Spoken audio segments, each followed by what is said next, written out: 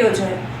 KCRC Andhjan Mandal આયોજિત નલિયા ગાયત્રી પરિવાર અને નુંધાતડ ભાનુશાલી મહાજન અને નુંધાતડ ગ્રામ પંચાયતના સાથ સહકારથી યોજાયેલા મેગા નેત્ર યજ્ઞ ફિઝિયોથેરાપી કેમ્પ અને દિવ્યાંગ બાળકો માટેના આરોગ્ય કેમ્પમાં ખૂબ જ બહોળી સંખ્યામાં 162 જણાઓએ આવી લાભ લીધો હતો અને 20 લોકોના જુદા જુદા ઓપરેશન પણ કરી આપવામાં આવશે.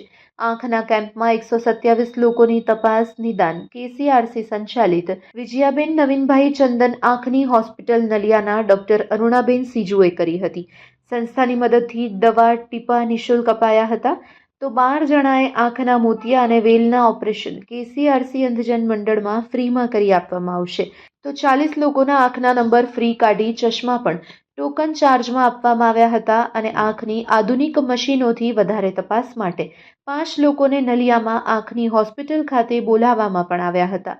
પડદાવાળા 3 લોકોના તેમજ કીકીવાળા 3 લોકોના અને છારીવાળા 2 જણના ઓપરેશન ગાયત્રી પરિવાર પ્રેરિત ધનલક્ષ્મીબેન આયા ચેરિટેબલ ટ્રસ્ટ નલિયા મારફતે રાહત ભાવે અને જરૂરિયાતમંદને તદ્દન નિઃશુલ્ક કરી અપાશે.